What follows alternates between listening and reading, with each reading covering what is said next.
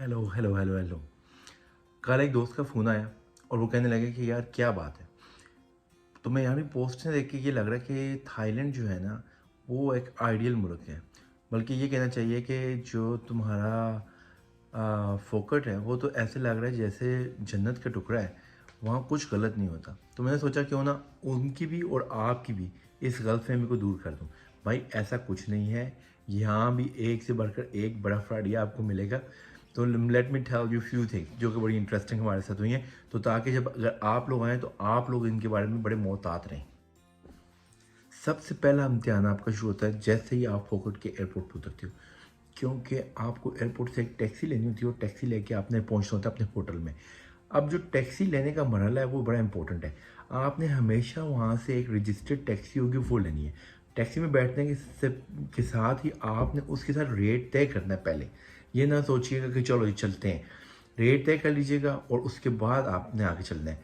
दूसरी इम्पोर्टेंट बात यह है कि आपको ऐसे लोग मिलेंगे जो इनकी रजिस्टर्ड टैक्सी नहीं है, वो कहेंगे हाँ आ जाएं आपको छोड़ देते हैं।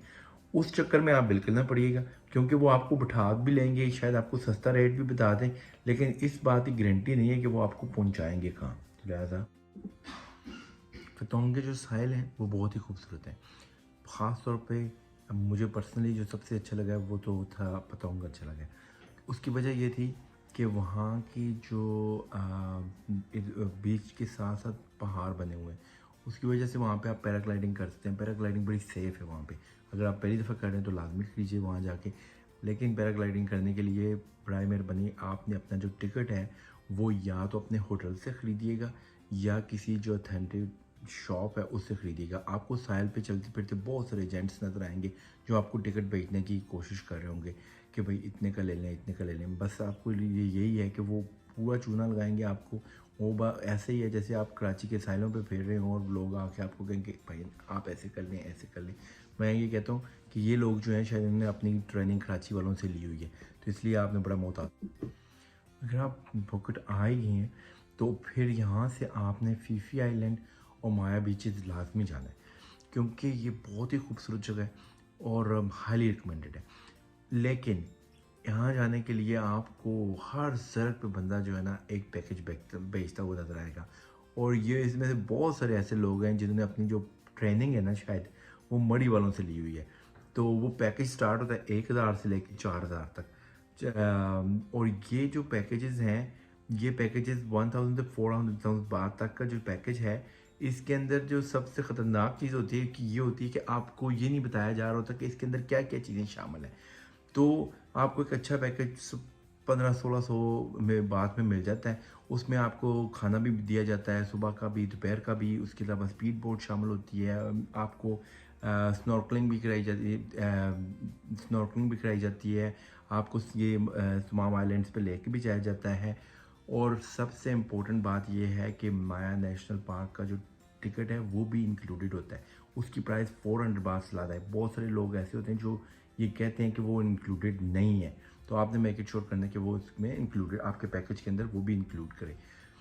उसके बाद देखें जब आप कश्ती में बैठते हैं ना, तो वहाँ आपकी किस्मत शुरू होती है कि आपकी कश्ती यानी स्पीड बोट के अंदर कौन कौन शामिल है। ठीक है, आपको मेरी किस्मत का तो पता ही है, लेकिन मेरे साथ हामिद साहब भी थे, तो अल्हम्दुलिल्लाह। तो कश्ती तो एक ही थी ना जी, हमने भी फिर पूरा इंजॉय किया। जम्मू में जो सबसे मशहूर जगह है उसका नाम है बनीगला, मतलब बंगला स्ट्रीट। बंगला स्ट्रीट और बनीगला में वैसे कोई इतना बड़ा फ़र्क तो है नहीं। मतलब बंगला स्ट्रीट में भी सारी एक्टिविटीज़ रात को ही शुरू होती हैं और यहाँ आपको ममनू मशरूबात से लेके मंशियात तक हर चीज़ मुहैया की जाती है। लेकिन यहाँ पे जब सियाह आते हैं और आके अपने होटल में खाना, इधर होटल में या बार्स वगैरह में खाना ऑर्डर करते हैं, तो क्या होता है कि वो जो सर्व कर रही होती हैं ख़वातीन, वो उनके साथ आके बैठ जाती हैं और वो ये चाहती हैं कि उनको वो भी बड़ी भूखी हैं, उनको भी साथ खाना चाहिए। सियाह अक्सर ये समझते हैं कि ये शायद उनकी अब दोस्त बन चुकी है, तो वो उनको कहते हैं कि तुम भी अपने लिए मंगवा लो, कुछ ना कुछ मंगवाना चाहती हो तो। जैसे ही वो मंगवाती हैं तो वो आपको जब बिल आता है तो आपको लग पता जाता है। तो कहना ये चाह रहा हूँ, आप उस गरीब की मदद ज़रूर करें, लेकिन ये पहले देख लें कि वो जो गरीब है वो आपको चूना तो नहीं लगा रहे। ठीक है, क्योंकि बंगला स्ट्रीट में बंगला में कह रहा हूँ, बनीगाला नहीं कह रहा। क्यों ना बहुत जल्दी लग जाता है और अक्सर चीज़ों की कीमत जो है ना वो पता ही नहीं लगती है। हाँ जी, आप ज़रूर स्कूटर रेंट पे लें, कोई मुझे कोई इतराज़ नहीं है उसके ऊपर, लेकिन आपको स्कूटर अच्छे से चलाना आना चाहिए।